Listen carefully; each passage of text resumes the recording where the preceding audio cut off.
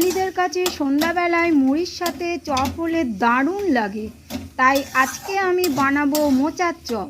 নমস্কার বন্ধুরা, আজকের রেসিপি মোচার চপ। প্রথমে কড়াই তেল দিয়ে সেটা গরম করে কালো জিরে ফোড়ন দেব, তারপর দেব শুকনো লঙ্কা। এবারে সিদ্ধ করে রাখা মোচা দিয়ে দেব। মোচাগুলো নাড়াচাড়া করে নেব, আর সাথে দেব লঙ্কার গুঁড়ো, জিরের গুঁড়ো, ধনের গুঁড়ো, স্বাদ মতো লবণ ও হলুদ। সিদ্ধ করে রাখা আলুগুলো দেব,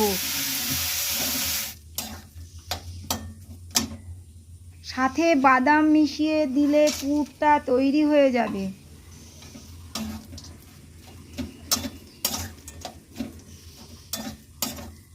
পুরটা দিয়ে চপগুলো বানিয়ে নিয়েছি।